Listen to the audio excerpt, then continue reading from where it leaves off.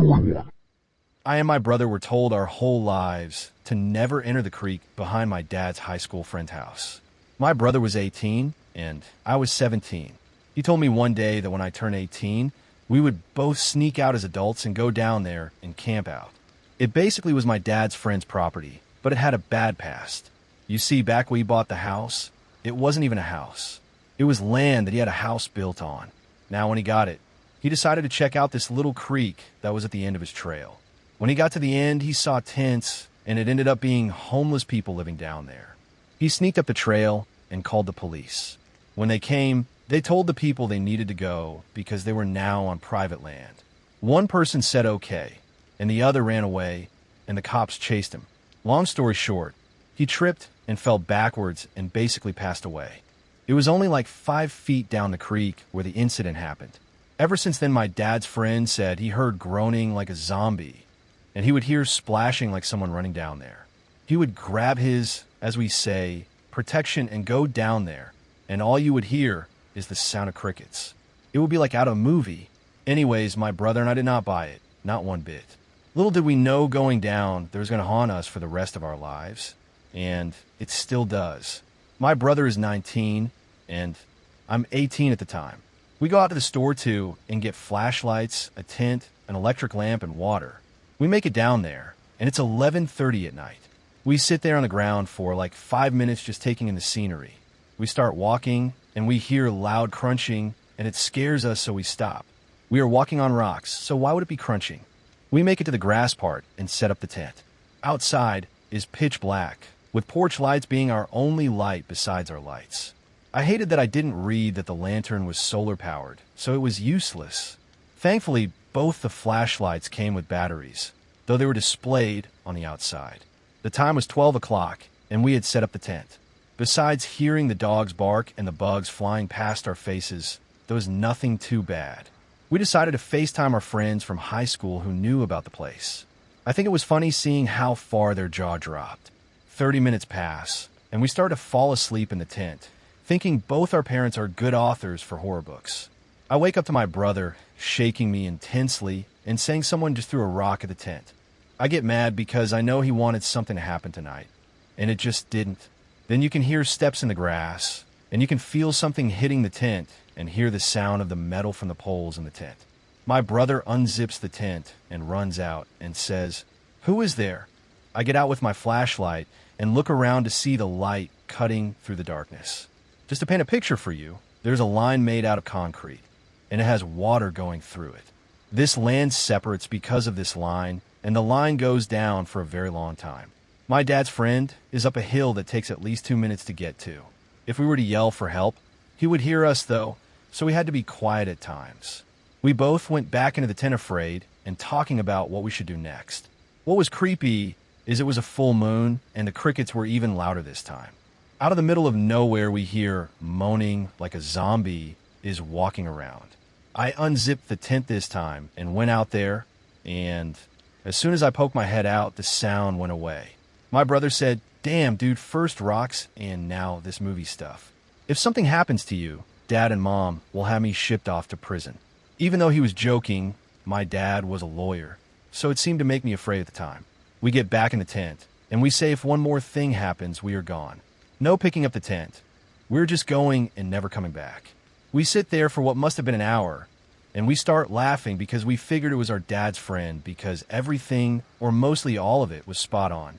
10 more minutes pass, and I and my brother are sitting Indian style, and it was like someone with insane strength picked the tent up and flung both of us in the tent. We both hit our faces on the ground. My brother was bleeding through the nose, and my right, I was shut from landing on something hard. We hear someone yelling as loud as they can, and we run out of here full speed, with the yelling getting quiet as we leave. We got home, and my mom and dad both yelled at us and told us if we had not made it back, they would have packed up and moved to a different state. We agreed to never go there again, and to this day, still talk about it as if it happened yesterday. We were thinking about making a YouTube video about it when we were really prepared this time. Coincidentally, my dad's friend said he had a bad dream about a storm destroying the house and went down to the creek and saw a tent that looked like it had been torn apart. There were also 3 different shoe sizes on the ground as well. My dad told him about what had happened, and he decided he was going to rent it out and move out. Story 2. I work in a stadium that always has basketball teams from the NBA here. As a janitor, I'll make the excuse that I am cleaning the bleachers. That's why I stopped and stared at the game so long. Eventually, I got a warning and got told to not clean the bleachers till night. So I cleaned the restrooms in the day, and when the games were over and the building was empty, I was there with all my stuff cleaning. One night I was cleaning, and I heard a noise. Now I would have control of the lights and would be instructed to only have one area lit at a time. So I had the little strip lit up, and I heard a chair moving, but it was by the bleachers. So I go, and I look to see what in the world is going on. I get up and go, and there's nothing there. Now I have to run all the way back down and start cleaning again. Now in the dark area, I see something moving. So I say the stadium is closed. You cannot be in here doing an overnight challenge for your YouTube channel. This is not the time or place for it, bro. So I go back to the switch and click the light on, and I see a shiny object in the bleachers. Once I pick it up, I hear an angry grunt followed by footsteps. These footsteps got louder, and then the light turned off where I was at. Then I was pushed on my back, and the light came back on, and I was wrestling this dude who was the same size as me. And he was trying to push the knife in my chest, and I guess in my life. I push the dude, and he ends up hitting the bleachers and running off. Now both doors are closed, so if he leaves, I will see him. I run to leave, and the door is jammed. It was impossible to lock these doors because they were just those metal, school-looking ones. This stadium was old and legit was like a fossil compared to the one in my hometown. 2 out of the 10 lights remain on, and there's one in front of me that is off. Then 2 after that one are on, and the rest are off. I hear this electric sound, and the light at the very end turns on, and I see the guy with the knife in his hand, and as he walks forward, I can see the light he is under turns on, and then when he leaves, it turns off. It was as if he had his own energy field that provided energy. He stops, and the light he is under starts to buzz, and you can see electricity on the ceiling and around him. I back up and fall over, and he runs to me with his mouth getting bigger like a black hole as he screams and turns from a human-like figure to a shadow figure and vanishes.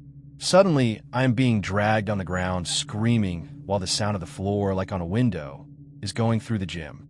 I get pulled in a U-turn around the stadium, and my back starts to burn before I hang on to the bleacher and say, "God, please help me." And he lets go. Nothing but the buzzing sound of something in the stadium is heard for 60 seconds. I'm on the ground sitting up, and I hear knocking on the bleachers at the opposite end of me. It sounds as if someone is pounding them, and it gets closer and closer till it's in front of my face. I cover my face up, expecting to be shot or dragged. At no point could I have used the phone, because for some bizarre reason, I couldn't film or anything. Now my phone's known for acting slow, but okay, this night it just got worse and worse till I said screw it. If 911 won't answer, and my phone won't let me call anyone, I'll have to tough it out. I don't understand why a basketball stadium would be haunted. Like, did someone have a heart attack from their team not winning? I don't think I've ever been so glad to have heard silence. I got up to the door to check the handle, and I'm back in the same spot where I heard the noise. I start thinking the fear got to me to where I'm stuck in a daydream picturing myself leaving. So I take a deep breath, and I take a step and fall, and then back up in that same spot I was. I get frustrated and stomp, and again it's like a shock. I'm back in that same position again. As fast as I can, I run screaming and saying, "Let me out of here." I still get stuck in that spot, and all of a sudden it occurred to me. When I get excited if I think about my next move, I reset. So I just walked up to the door, and I yelled open, and I opened the door and went outside. I went to my car and stuck the key in and pushed the button and drove off. The next day my boss called me, and before he could say a word, I told him I quit and I'm not returning. I told him the story, and he said he got the chills. The last person who worked there had a similar experience, except the guy was so paranoid he moved states. Later that year, the stadium was demolished. I have a confession, though it was not for basketball. It was for another sport, but if I said what it was, I might have gotten sued, and I'm afraid. Check out my other videos I posted. I'm coming back to YouTube now. I say that a lot, but this time I mean it. Until next time we meet, stay safe and don't look under your bed.